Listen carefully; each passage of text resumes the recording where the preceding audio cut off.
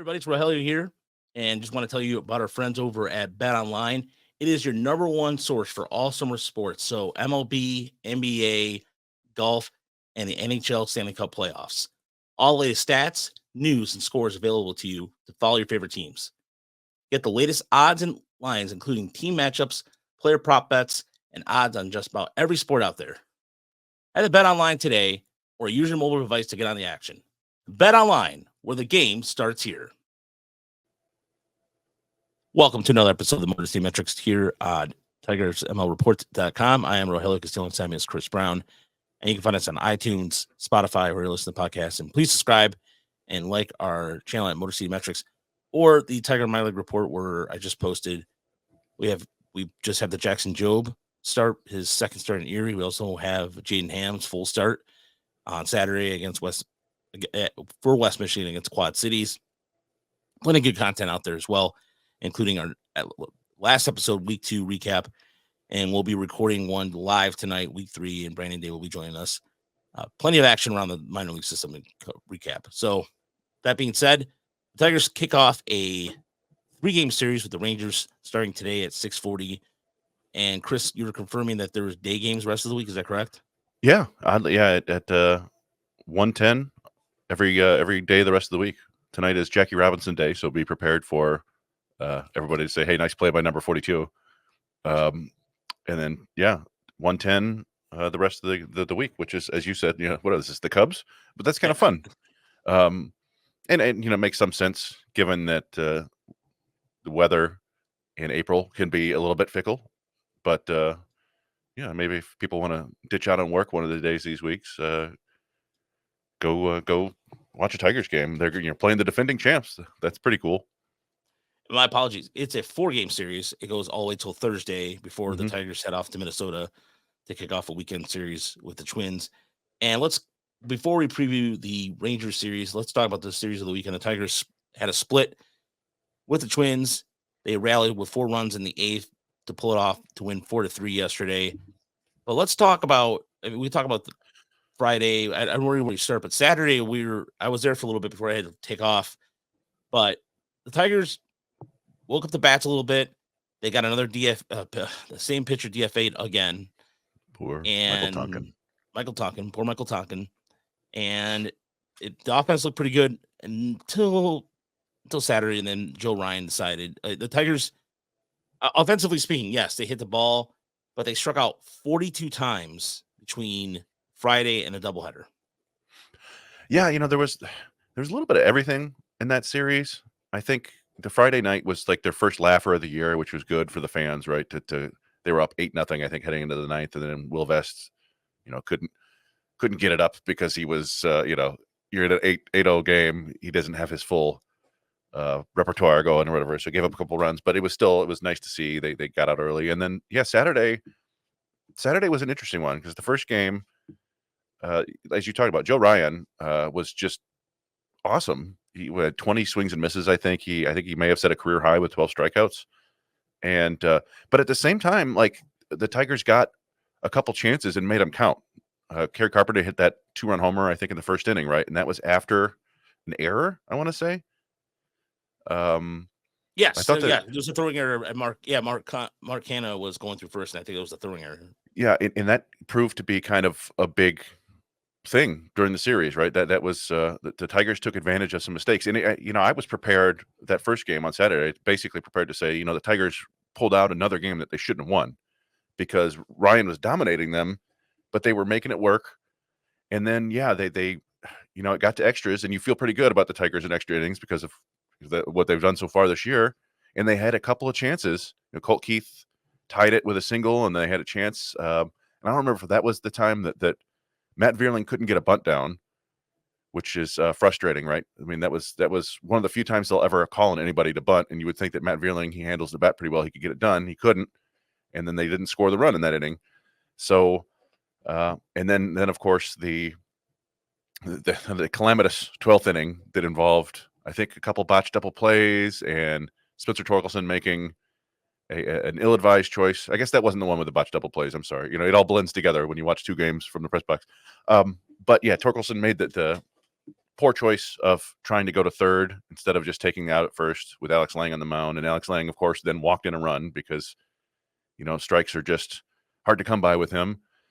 But it looked like he was going to get out of it with just one run, and you feel like, okay, in the extras, one run, you can do that. And the Tigers did score one run, I believe, in the bottom of the 12th. But yeah, that Zach McKinstry playing third base, and he played himself into a bad hop, and the ball jumped under his glove, and that was it. That was a huge error, and that seemed to weigh on the team for the rest of the night. The game 2 was just a snooze fest. That was a brutal watch. And here's the thing too: they called up Simeon Woods Richardson, who's making his third career start. Ironically enough, it's his second start against the Tigers, first one since 2022 at Comerica Park, and he's pitched the Tigers tough for whatever reason. His only other start was against Washington, where he got lit up against the Nationals. But he went out there, and it was one of those things where it was a classic Tigers. Who are they facing? What are they? Who's this guy? Yeah. With no kind of history. He went out there, 6 innings, two hits, 1 run, 1 walk, and 5 strikeouts. And the top of the order of Green, Canna, and Torkelson went 0 for 12. So that's not going to get it done. But then the bright side about that game was that Wincio Perez got his first major league hit. He went 2 for 3. And that was something where we saw him play center field and right field, which I didn't expect him to play center field at this level. But yeah, he was started in center field in that game too, didn't he? Yeah. Yeah, that was fun. His first career hit was like an infield dribbler that he actually, slid into first base and beat it out. And then the second one was a hustle double, although there was some questioning in the press box about if that was the right choice, but that's just the way he plays. But you also saw, there was a misplay in the outfield, partially because he's just not comfortable out there. He's not a great outfield defender yet. I think he could get there eventually, but he might just be kind of a, he's just not going to be a great defender anywhere. But yeah, that was basically the only fun thing about the second game, I guess. They scored 1 run, I think. Matt Manning with another strong start too. Yeah, not to cut you off there, but yeah, it's kind of what we've seen from Matt Manning. It's what we saw in Toledo, except for the previous outing in the big leagues when he had a no-hitter going, right? But in Toledo, he looked very dominant, but gave up a big long home run. And in this one, I think he gave up 2 home runs. Was that it? And otherwise had 7 strikeouts. Yeah. So yeah, it's whatever he's done to change his pitch arsenal has resulted in more strikeouts and more home runs. And I don't know if that's working out, but he certainly pitched well enough in that game for the Tigers to compete. They just couldn't do anything on offense. There is another takeaway from this game too, and that was Joey Wentz. Now Wentz, in 7 innings of work, 6 hits, he's allowed 1 earned run, 3 walks, and 10 strikeouts. There was a lot of things about him out of camp that were fans were just like, why is he going to make this team? But this is why you don't give up on a lefty that can throw with some plus velocity. And I know that, again, someone look at some of his early season opponents, granted, but still, he's going out there giving the Tigers quality innings. And that's where, and especially games like that, where you need him in a doubleheader like that, he finished the rest of the way, saw just 2 hits, 1 walk, and struck out 4. Yeah, he's, I always feel a little bit nervous when he gets out there because you feel like at any moment he might lose the zone and walk a couple guys. But like you said, yeah, the numbers so far are pretty strong. And he's doing exactly what they need him to. He's not being put in high leverage situations. He's being asked to kind of hold leads, or not hold leads, I should say, but when they're in a deficit, keep that deficit where it is. And that's he's done a good job with that so far. Yeah, and again, and you got to give credit to I give, and by the way, AJ Hinch with the 800th win on Sunday. This is where Hinch really strives in, is putting his bullpen in situations where he gives them a test, and if they pass the test, it's almost like they'll complete themselves or complete some sort of level of graduation and get a harder test and get challenged more. And I think that's the case with him, and there's also the case with Alex Lang, which unfortunately Lang has been with mixed results, but also I also feel the same way with Will Vest in certain cases too. Yeah, Hinch has done a great job with the bullpen all year, like you said, and most of the time it works out well. In that first Twins game on Saturday, it backfired when Shelby Miller gave up a home run to Ryan Jeffers, who was kind of a Tigers killer all weekend. But for the most part, yeah, he's using guys where they can play to their strengths. And like I think you mentioned, like Vest isn't getting a ton of high leverage opportunities right now. I don't think they're against using him in that spot, but that's just the role he has. And same with Faedo. They've been using him in some high leverage situations. I think they're a little bit more comfortable there because of that slider and the swing and miss. But yeah, Hinch does a great job of planning these things out and getting guys in when they can succeed. And I think for the most part, early in the season, it's worked. I think Hinch has won the Tigers a couple of games with the platooning, which he talked about in that press conference you were at, and with the bullpen usage. But it's going to get noticed when it backfires, and that's just baseball. Sometimes it does. Yeah, and I mean, Twins are I believe it was before the Friday game that Carlos Correa is going to be on the IL for a while. This team is hurt, and also I was looking at some of the play from Edward Julian, who's just man, like brutal. I mean, the Twins, to me, they still represent a threat because I thought Austin Martin, I thought he had a pretty good series in terms of striking the ball pretty well, and it kind of showed why the people were so high up on him in the draft. Because as you recall, somebody I thought the Tigers should have perhaps taken a draft a flyer on or not flyer, but drafted that high. But it was a case where they caught the Twins in a situation where they had been using St. Paul on a regular basis. Yeah, I mean they've been injured like crazy, and I saw some smart commentary about how the Tigers were able to take advantage of that. Just not even like something smart that they did. It was just the Twins were trying to use lower members of their bullpen, and they lost Carlos Correa, so they had to play Willie Castro at shortstop, and that cost them.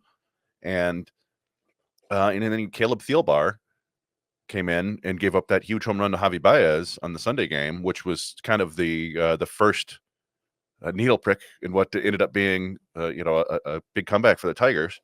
And one of the things I wanted to talk about a little bit was just when you try to notice things like that, just trends, and what we saw in the second game on Saturday, which was again a terrible game, but Javi Baez hit the ball hard 3 times, like really hard, make good contact. At one point, I thought he had a home run, but he got it just a little too high in the air.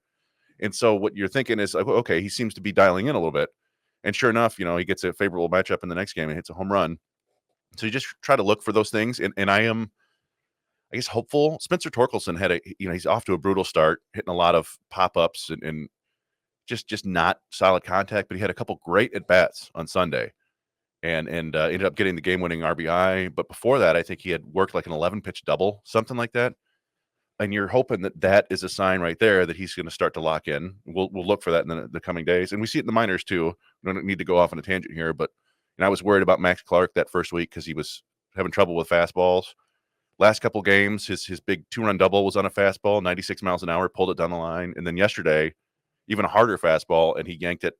Unfortunately, the first baseman caught it, but it was a 100-mile exit velocity on a 96-mile-an-hour fastball. Right, he pulled it. So that's a good sign there. And then on the opposite end is Justice Bigby has been struggling, but just the last couple of days started hitting the ball really hard to right center again, and he's starting to pay off. So just looking for trends, and so you're hopeful for Torkelson there. You're hoping too that even they took advantage of Miranda, who at that play at third. Could any other third base? That was a tough play either way. But Jose Miranda, he's been. Which one was that? Was that the Mark Hanna? Was that Miranda or was it Farmer? I thought they had brought in Farmer. It was no, you're right. It was Farmer. I'm sorry. I was thinking. But I do think Miranda made a mistake earlier in the series. Like, I was thinking it was Saturday. I'm thinking of then, or was it Friday? I can't remember. I just thought he didn't have a good weekend overall at third. No, I mean we remember seeing him back in 2021 down in Toledo or whatever, and it's like, well, it might he seems like a first baseman being asked to play third, I think. But yeah, the Canna hit or play was actually ruled a hit, which I was kind of surprised, but hometown cooking. I guess they said it was, because it was a short hop and didn't hit his glove. I don't think so. Yeah, Canna will take that for sure, and the Tigers will. But Yeah, overall, it was you don't feel too bad, I guess, the way it worked out. They probably should have won one of those games on Saturday and probably shouldn't have won Sunday. But you take the 2-game split against the favored team in the division, and you move on. You still have a winning record. Now they're going to play a really, really good offense. But fortunately, Texas's rotation is a little bit. I know they're a little bit banged up. They're not quite as good as they could be right now. They still have some good pitchers. I think that they're going to face Michael Lorenzen tonight, I believe. Yep, that's correct. And the rest of the week is TBD, but you're probably getting like John Gray and Dave Dunning and Andrew Heaney, maybe Nathan Eovaldi. I don't know what their rotation is, but there's some options there. So, but you just it's not a great matchup right now for the Tigers because the offense isn't clicking. But maybe you're catching the Rangers at the right time.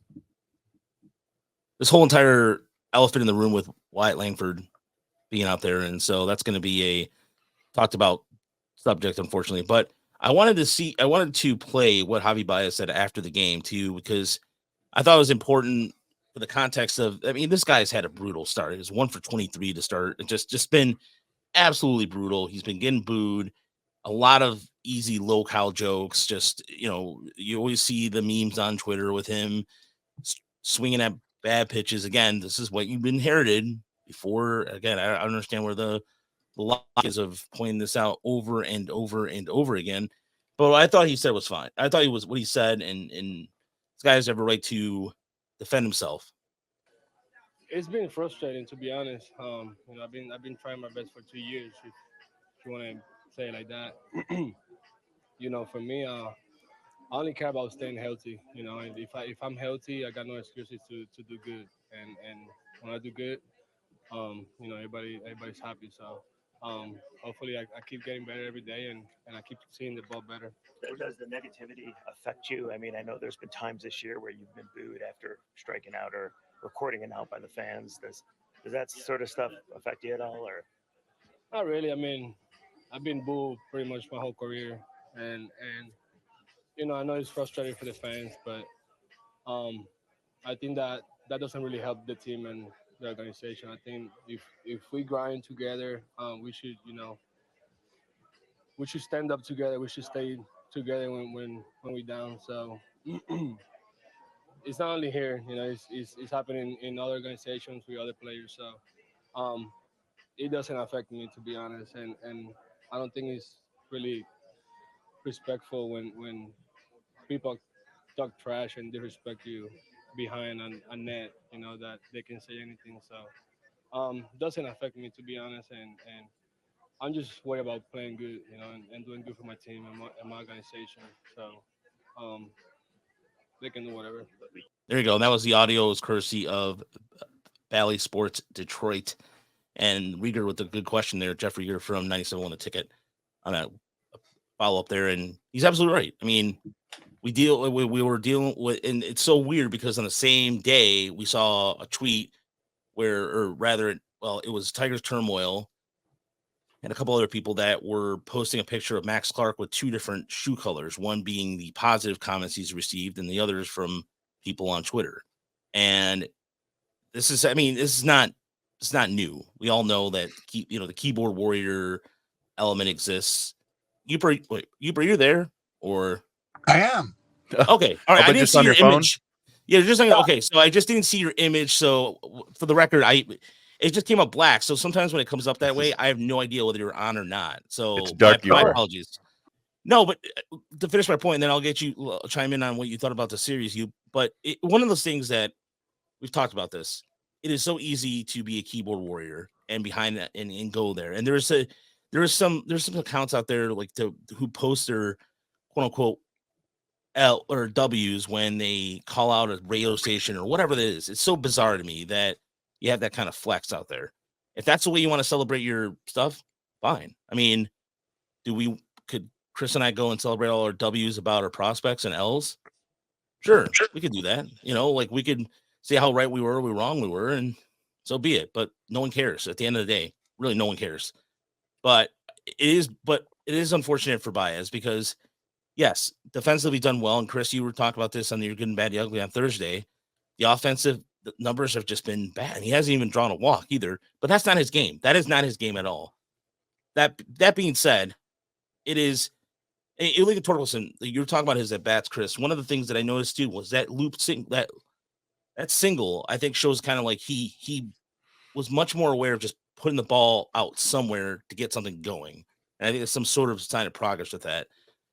And for Baez too, like that it could be the start of something. I don't know, but you look at the options, and I wrote an article for this Motor City Bengals. Tigers don't really have any other alternative but to play Baez. Whether you like it or not, they're not gonna. The Tigers are not gonna make that trade. Like they're not gonna make. It's not a video game. The Tigers are just gonna deal with what they have, and it's the same kind of answer with Parker Meadows. People are like, "Well, Parker Meadows is bad." I mean, Parker Meadows is off to a terrible start. Let's not kid ourselves here. What are the alternatives? Justin Amarillo. Well, he's not on the 40-man roster. Well, what about Justice Bigby? He can't play center field. Also not on the 40-man. Also not on the 40-man. Exactly. It's a kill to do. Yeah. And then, kill Badu. Okay, you can maybe swamp that out. That's fine. But again, it is the difference between Toledo and everything. And I think we do a good job trying to keep things realistic and not feed into that sometimes or feed into that anger. And fans have every right to be frustrated. But I thought what Baez says was perfectly fine. He has every right to be pissed. I mean, not pissed, but just like it's water off. You could tell it does affect him a little bit, but at the same time, well, yeah. I mean, I don't know. I want to get you up in here in a second, but I just I understand. I obviously understand the fans. Baez has not produced offensively since he came here. He's been below average player and well below average, and I understand the frustrations from fans. I also understand how what Baez is saying is like, well, okay, you can boo me. It doesn't really help. But I fans are fickle, and to that point, and then I'll let you get in. You mentioned Parker Meadows.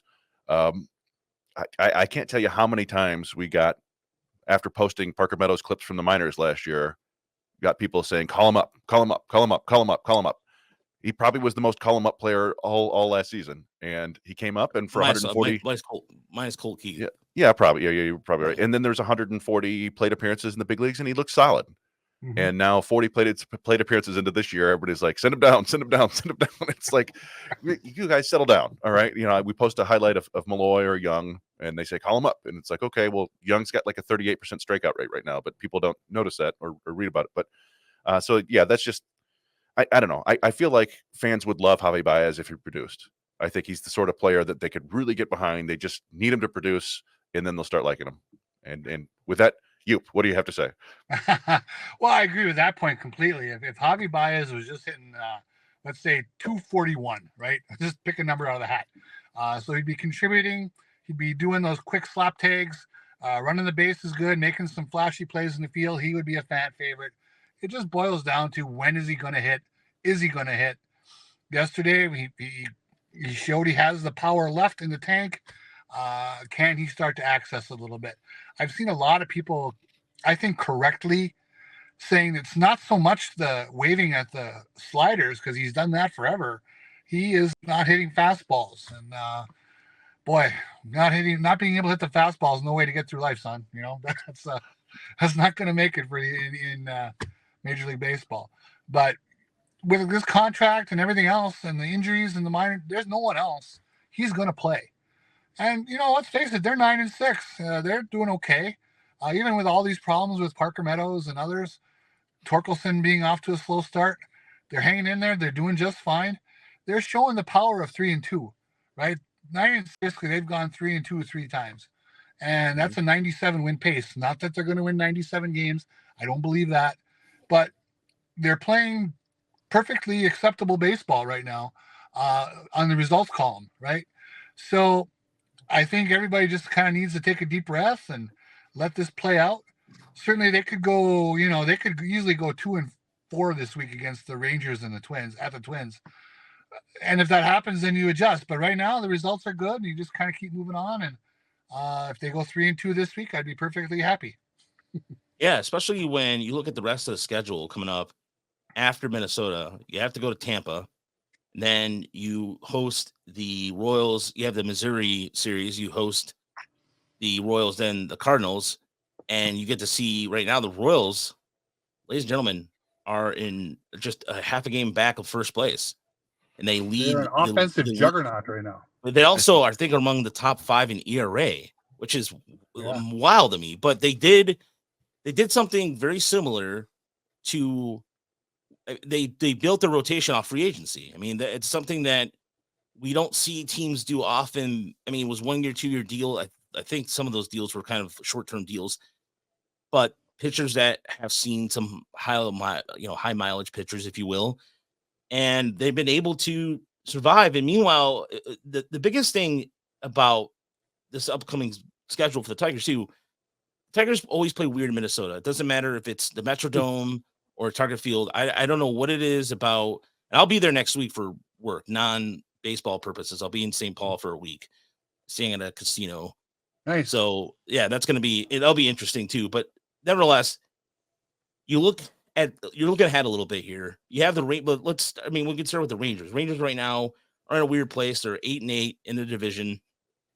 They're off to a slow start, but the whole West right now is bizarre. I mean, you look at Houston right now has been playing Houston hasn't been playing consistently at all. They've been getting some good pitching, but their offense has been hit or miss, more miss than anything. But this is defending World Series champs. You have guys like Jonah Haim, who is one. I love that guy. I love him as a catcher. Something about him just going and grinding out at bats. He's a fun player to watch. You have Marcus Semien, who's a very above average defensive player at second base, done a very good job.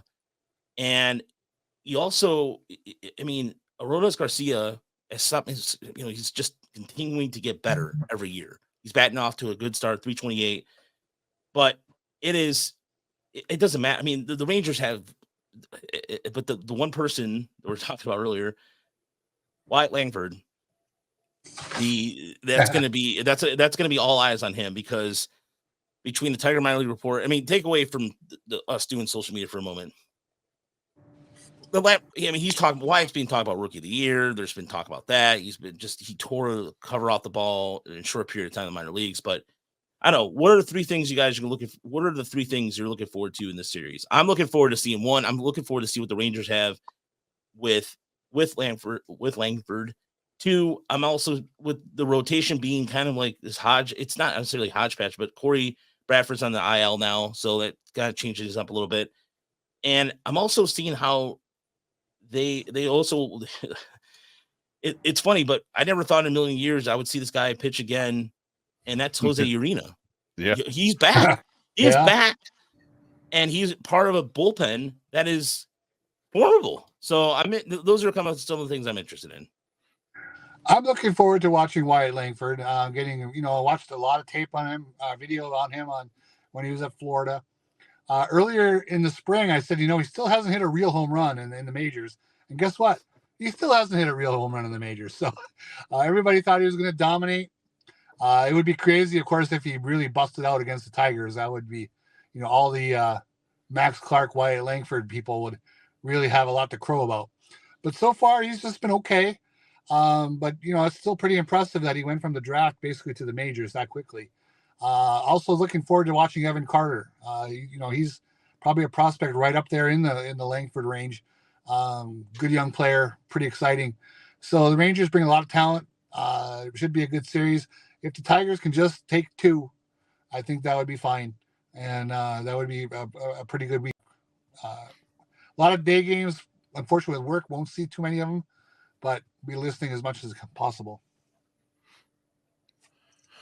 Yeah. I'm going to be really interested to see what the Tigers pitchers can do against this Rangers offense. They're down Josh Young, which helps a little bit, but we talked before, they still have Aroldis Garcia, they still have Seager and Semien, and it's a really potent offense. And the thing is, they don't strike out very much at all compared to other big league teams, and they walk a ton.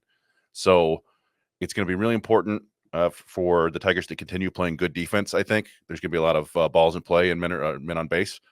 So gotta stick with that. And then I'd like to see and one of the things you mentioned earlier about Baez missing fastballs. That's no way to go through life. Well, that's the Parker Meadows issue right now too. In a nutshell, he's missing everything, but it's mainly fastballs. He's a guy who hit fastballs last year in the minors, hit fastballs last year in the majors. His average he hit like 260 against 96 mile an hour velocity last year in the minors and the majors, and this year he's late on 92. He's late on 91. He's just late on everything. So you really hope that they can get something going there, because he can be a catalytic player for the team, but he has to be putting the ball at play. He's getting on base and stuff. So I'd look for him to maybe break out a little bit in this week. I mean, you hope so. They're facing. We got Lorenzen tonight, right? Michael Lorenzen, old friend. I think it's his first start of the year. You hope that maybe he's a little rusty there, and they could take advantage of that. And then after that, it's TBD. But I think I want to say that Evaldi pitched yesterday. Is that right? So they may miss him, which would be nice. But then it's Dunning and Gray. Is that? I don't know.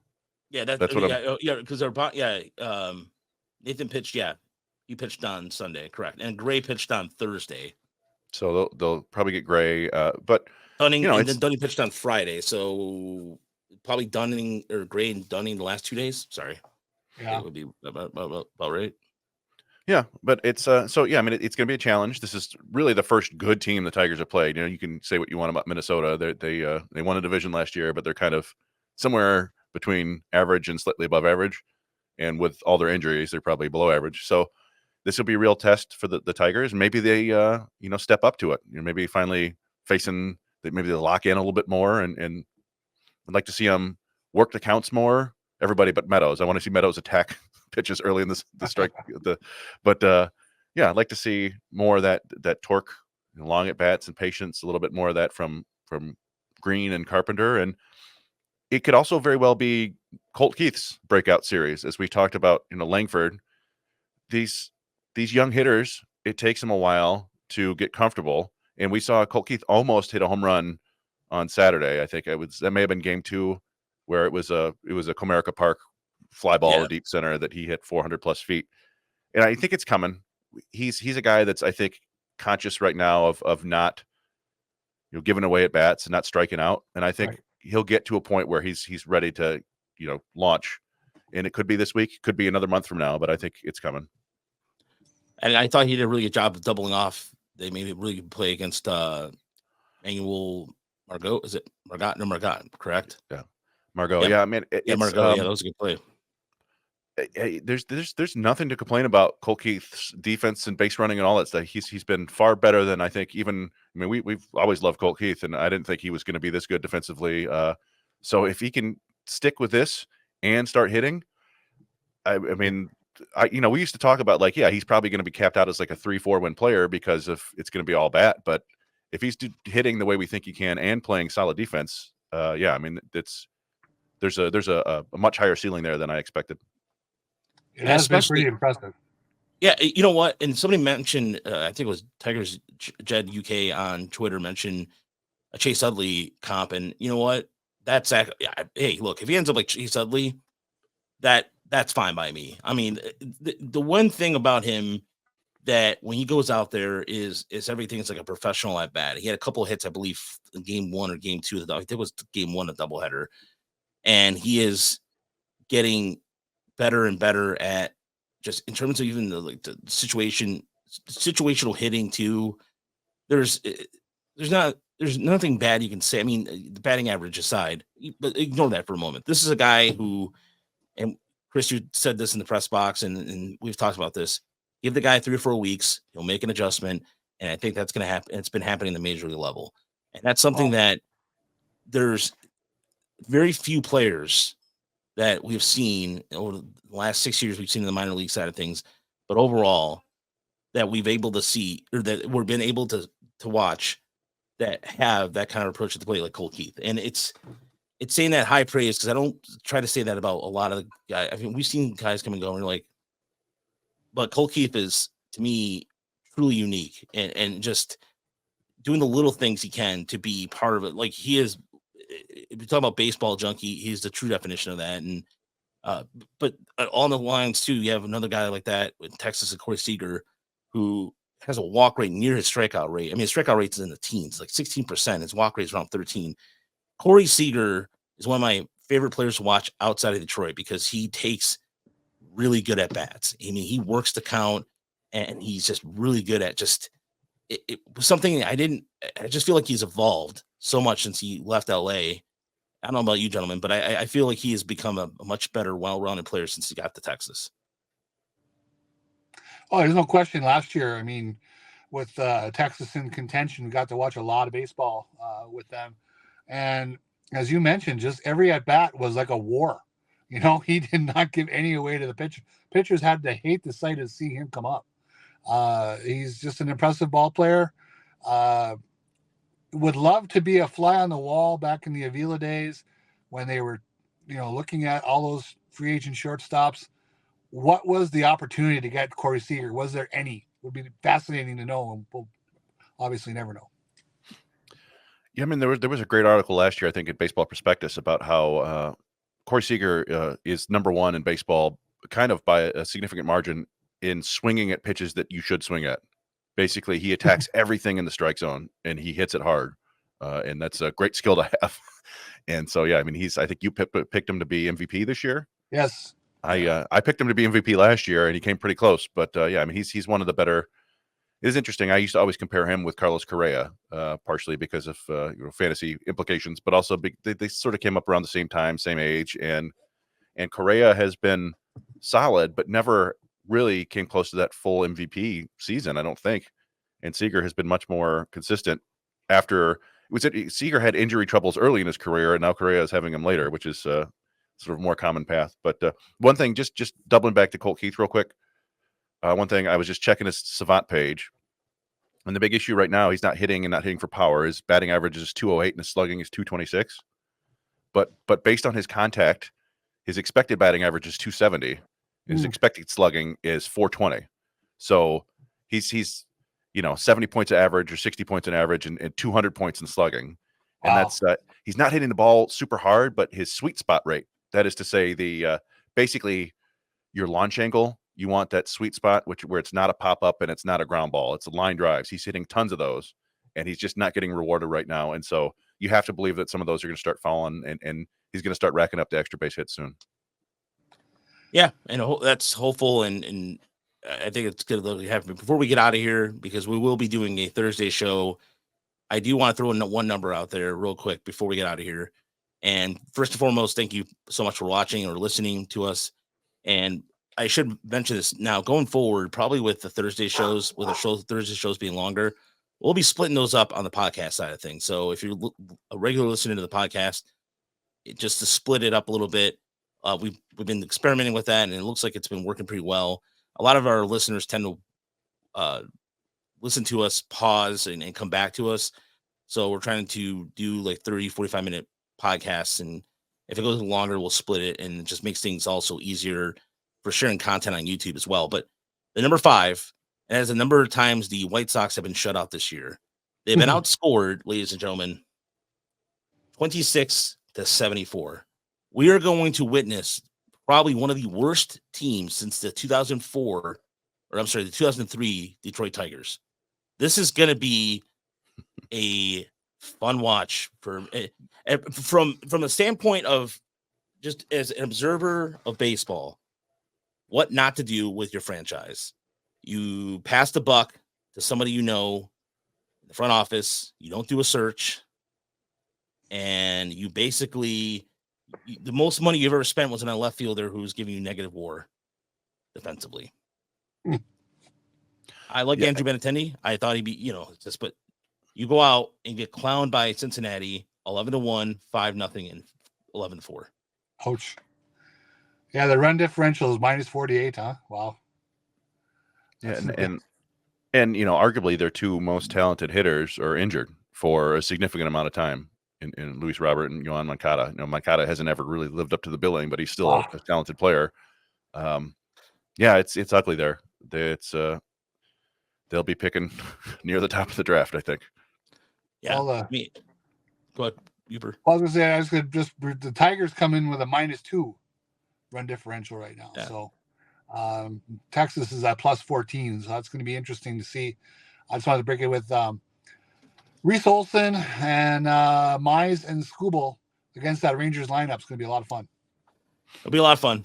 And if you're a Marlins fan, just if in case you were wondering about the Marlins, they've given up 95 and they have a run differential of minus 35. But the Marlins are 3-13. And just for just the reason why I'm providing this context is simple.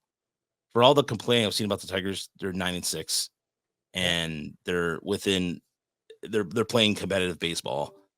You're not the Chicago White Sox. You're not the Miami Marlins. You're not the laughing stock. Just take some solace in that. And on that note, thank you so much. We'll talk to you on Thursday with a series preview for the Twins. We'll recap the Rangers series, and we'll talk to you then. Have a good evening or afternoon, whatever you're doing.